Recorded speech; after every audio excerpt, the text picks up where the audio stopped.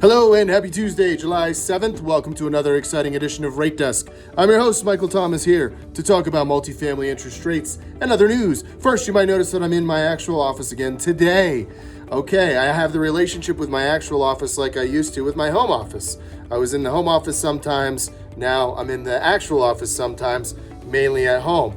I like both, and I like them both for different reasons. I want to keep using them both, all right? So that's where I'm at today with that. Leave a like or a comment. Let us know where you're at with the home office versus actual office today. Jumping over to the markets, all three indices ended down in the red today.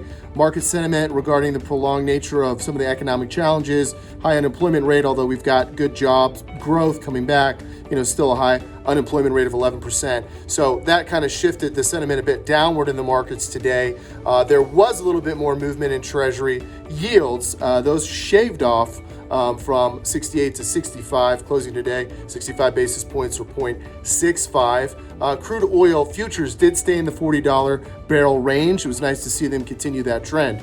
Jumping on over to the multifamily interest rates, they are flat today. The FHA mid-range on the 223F quoting at 253.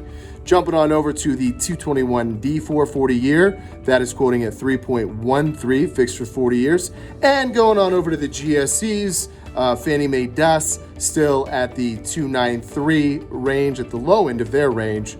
And then at the low end of the Freddie Mac range, we're looking at 3.14. That is fixed for 10 years. I might note that I talked to someone today who was looking at a property in a smaller region of Colorado and had an agency quote. I don't know if it was Fannie or Freddie, but they were quoted around 3.33 with interest only. Now remember, in particular with agencies, there really is that range, and their LTVs do shift per market size and per risk.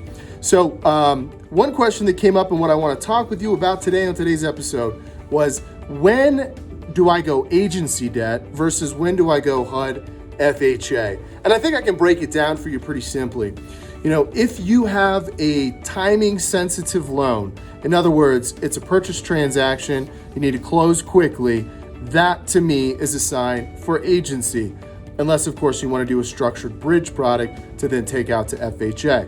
So that would be one reason. Another reason is in major markets, primary markets, and secondary markets. So these would be major metropolitan cities or the smaller cities that surround them. Agencies really excel in terms of leverage and what they're able to do in pricing in those markets in particular. So I would say that would be another telltale sign. Signs to go HUD FHA to me are, you're going to what an agency lender might call a tertiary market. Heck, they might not even call it any kind of market. They might not even want to lend there. But even if they do, they're going to lend at their absolute lowest LTV range, and they're going to consider that higher on the risk spectrum. HUD FHA looks at all geographies across the United States through the same exact lens. That is because the program is statutory. That's right. It was signed into law by Congress.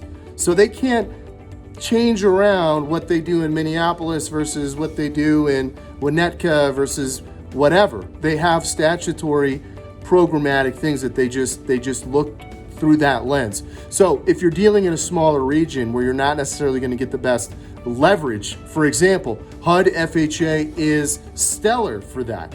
If having a higher value is important to you from an acquisition perspective, from a cash out perspective, HUD FHA, again, can excel in those smaller markets due to the simple fact that they do not change the lens that they look at from a valuation perspective or even from a risk perspective, just purely based on the size of the MSA. Now, the deal still has to make sense. It still has to be a stabilized asset and all that good stuff. But those are a couple of the key takeaways. And the last one I mentioned, again, on the flip side with agency, you're on a short fuse. In HUD, if you have a longer time horizon, 4 to 5 months to get a transaction in place, obviously new construction takes a lot longer, but I'm talking about just permanent loans. If you've got that cushion of time, that does give you enough time to process and get through a HUD FHA transaction. If time is not on your side, then you're going to have to put an interim facility in place if you still want to go HUD FHA, or simply take that agency execution. And lastly, if you're one of those borrowers or developers or owners that likes that interest-only option because it increases your cash flow, I say 100% go agency. There's only one interest-only option with HUD, and that only comes with construction or sub-rehab loans. Those are generally 2-year interest-only periods, although the rate is fixed pre-construction, non-recourse, and then fully amortizing for 40 years. So it does have its advantages, but on the permanent side, there just isn't that interest-only option that agencies offer.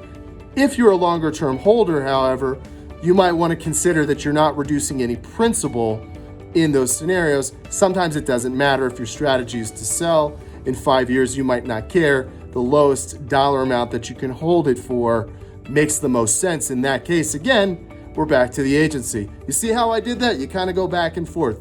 I really try to focus on what the solution is for the borrower, what the solution is that's going to make the most sense for the business plan. Because there's a solution out there for every business plan. You just got to select the right one. That was a topic that came up today. I wanted to share that with you. I hope you have a great Tuesday, and thank you for tuning in. I'll see you again on another exciting edition of Rate Desk. I'm your host, Michael Thomas, signing off.